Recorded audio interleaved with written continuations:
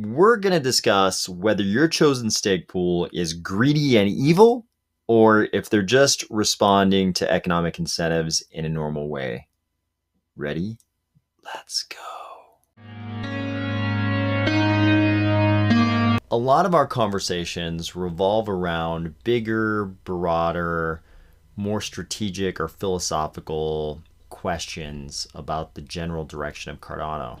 This is going to be a different type of discussion. This is more about fine grain, tactical, very practical things that impact all of us as Cardano holders. There's a wide spectrum of ways in which stake pools can operate. Even just looking at this short list of a few stake pools here, we can see that there's wide variance in the fixed fee, the variable fee or margin, and the pledge.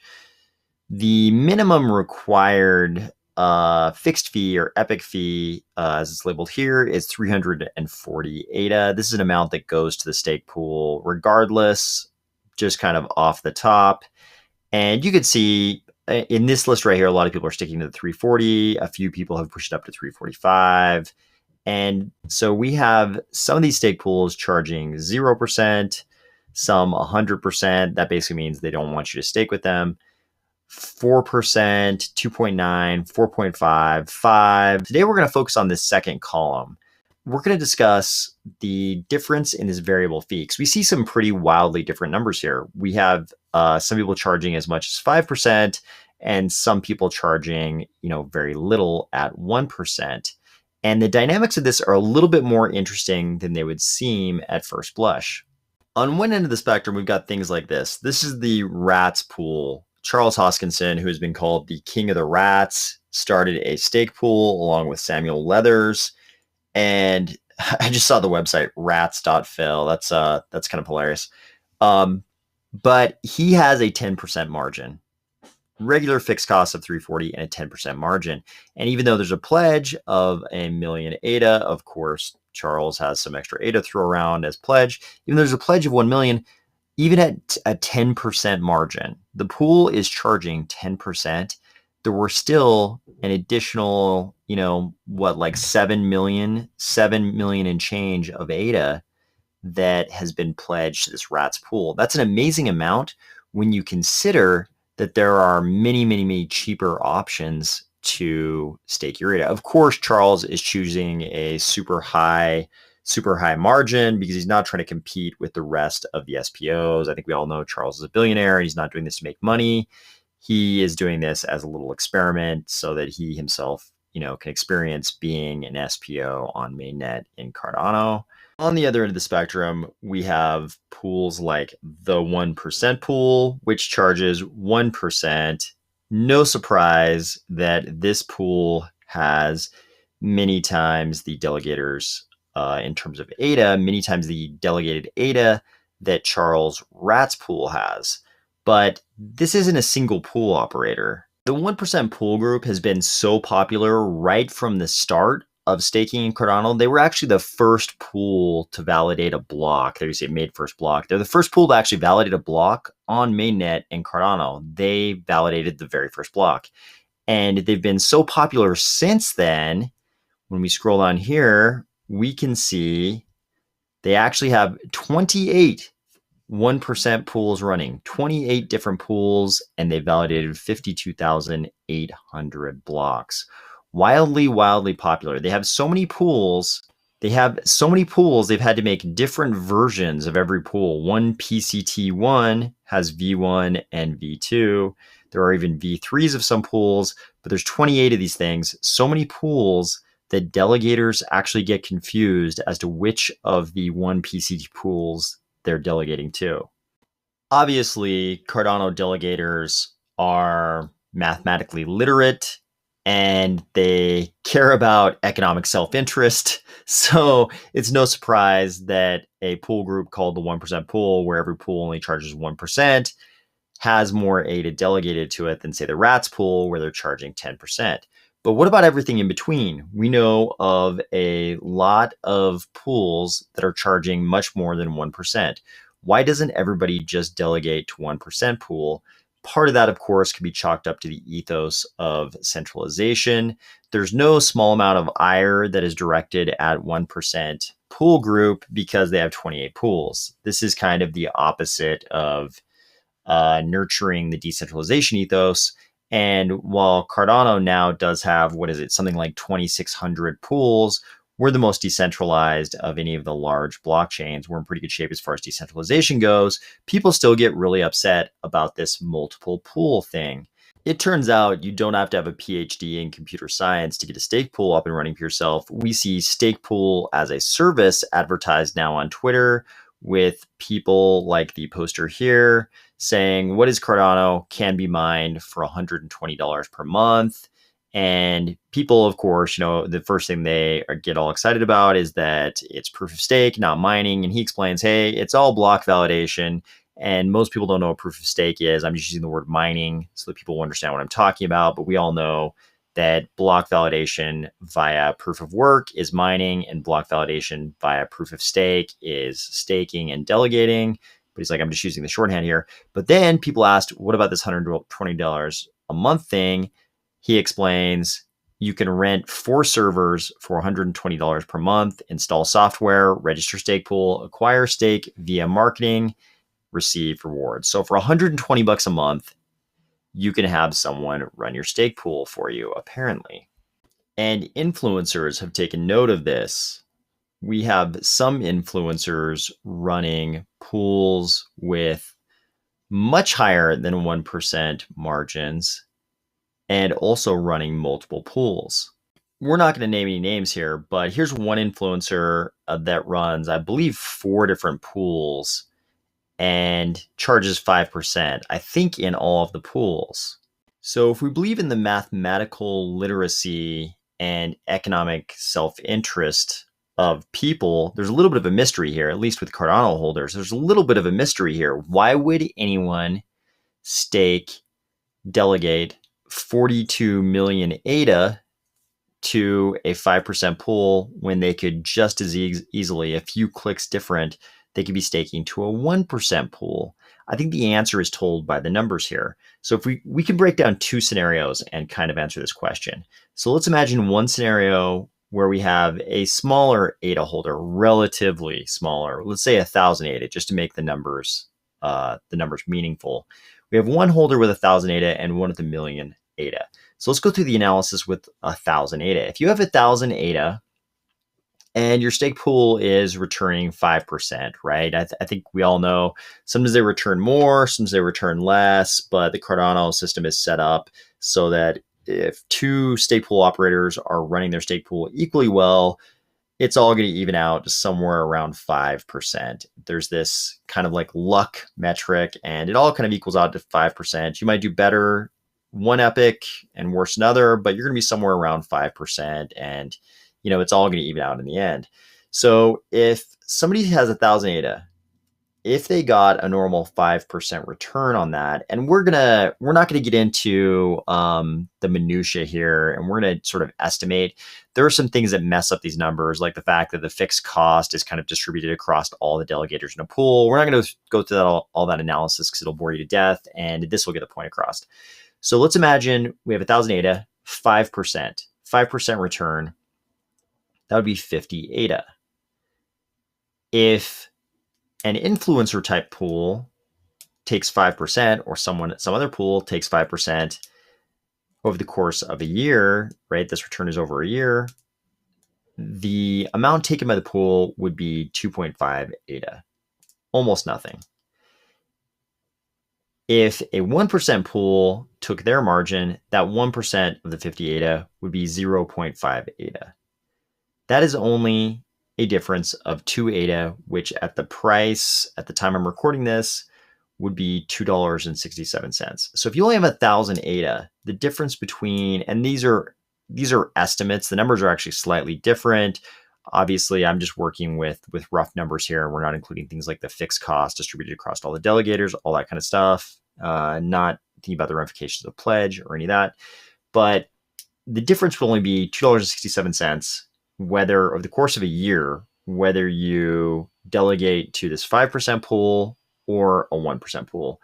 Pretty negligible most people would never care about the $2.67, even though it's kind of economically irrational not to care, to go with the higher margin pool. It's such a small amount, they don't care. However, if you have a million ADA, that 5% return is going to be 50,000 ADA, and 5% of 50,000 ADA is 2,500 ADA in a 5% pool. In a 1% margin pool, that 1% of 50,000 ADA would be 500 ADA. So now if you have a million ADA, the difference between to you, very, very roughly, in a 1% pool or a 5% pool is 2,000 ADA. That's $2,672 at current prices. So it's a pretty significant difference of thousands of dollars if you're staking a million ADA. And it's a pretty negligible de minimis amount of $2.67 if you're only staking $1,000. The really interesting thing is that the numbers kind of bear this out. If you look at this influencers pool, they have 42.62 million ADA delegated to them, and there's 3,491 delegators, almost 3,500 delegators. However, if I randomly pull up one of the 1% pools, this one is 1% pool number 3, version 3, right? They have the ridiculous 28 pools. We can see that they have 58.82 million ADA delegated to them and only 97 delegators. The way this breaks down, the average, and of course we can argue statistically whether we should be talking about averages or medians or whatever, but if you take an average, the 1% pool, if you take 58.82 million ADA divided by 97 delegators, you get 606,000 ADA for the average delegator. If you look at the influencers pool, you have 52.62 million ADA divided by 3,491 delegators, which means the average delegator there only has 12,000 ADA. So 12,000 ADA versus average delegator versus 606,000 average 1,000 ADA average delegator. There's a 50x difference. The delegators in the 1% pool tend to have 50 times the ADA that the delegators in the influencers pool has. So they're really catering to completely different audiences. The 1% pool, they're catering to people, at least that 1% pool. I mean, they've got 28 of them, so you're going to find quite a variance of data, but they're catering to people with a lot of ADA. If you have 606,000 ADA, you have a lot of ADA. You're kind of a wealthy person, and there's a lot of they care a lot. Somebody who has 606,000 ADA cares a lot about Cardano and what they're doing with their ADA, where they're delegating their ADA. So it kind of makes sense they would seek out the most economically rational option. Somebody who only has, a smaller amount of ADA, say 12,000 ADA, they're going to care a lot less about that margin than the person who has this 606,000 ADA. The Cardano influencers who have multiple stake pools have been taking a little bit of flack from the Cardano community lately online. The accusation being, hey, you talk all the time about the value of decentralization, and here you are with multiple pools, which doesn't exactly help decentralization, kind of cuts against the idea of decentralization. So it makes sense, though. I mean, there's a strong economic incentive to have multiple pools. It's like, why make one payday every epoch when you can make 4, 3, 4, 5? Of course, people are going to proliferate multiple pools if they can field the delegators for them. What's really interesting is if someone has a pool and they have the option of charging, 1% or up to 5%, and their delegators are all small, like in the influencer pool we just looked at, smaller. I'm not belittling 12,000 ADA. That's quite a bit of money for most people, but small by comparison, it's not that big a difference for the delegators. Like we said, if you only had 1,000 ADA, you're talking about $2.67. If my math is right, somebody correct me, my math is all wrong. But it's, it's a very small amount of money, the difference between 1% and 5%, because that's being divvied up, between, this whatever the number was, 3,491 delegators. So that 5% that's being taken out of the pool for the influencer pool operator there, it's not that big an economic impact on all those delegators because there's so many of them. But for the stake pool operator, the difference between 1% margin and 5% is pretty huge. I mean, this is the difference between that SPO making 20,000 or 100,000. What gets really interesting though is it's sort of the same people who are kind of prone to charge 5% margin are also the ones who are prone to proliferate their pools.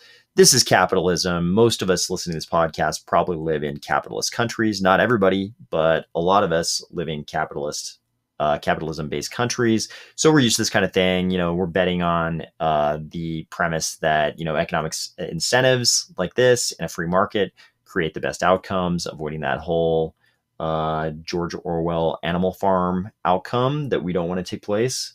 But at the same time, certain segments of the community get really up in arms when they see these social media influencers with, 4 pools charging higher percentages. And then there are these really hardworking members of the community, single pool operators who are struggling so hard just to fill, 1 million ADA delegated to their pool so their pool can stay alive. This is kind of the hard side of a permissionless system, but the system is permissionless. There's no, like we talked about yesterday, there's no commission in Cardano with Charles and Sebastian and Philip Wadler or something who say who can participate and who cannot, and to what extent people can participate. There's no commission like that says you can only have so many stake pools. We've covered in the past attempts made via SIPs, Cardano improvement proposals, to sort of solve some of this multiple stake pool problem. And it is really tragic when you see these stake pool operators, single stake pool operators, who were never able to find enough delegators. And no matter how hard they worked, it just didn't work out. And they make these very impassioned declarations on Twitter about how they have to shut down their stake pool. Super tragic and sad. But I think there's a lot of value in having a permissionless stake pool, and there's a lot of value in having a free market. And some of this carnage, I think we just have to absorb some of the emotional carnage of some of these single stake pool operators' dreams not quite working out, because marketing is a big piece of it. And some of these social media figures, that's the one thing they have. And when they can, get a stake pool run for them for $120 a month, chances are, if they can do it, there's definitely economic incentives there for them to charge, up to 5% even, and to have multiple pools. So these things are going to happen as time goes on. We don't really know what things are going to look like in 5 years. Will there be 2,600 pools in 5 years? Will it be 5,000? We don't really know, but I'm convinced that having the permissionless system and having a free market seems to always produce the best results. So we'll have to keep an eye on this.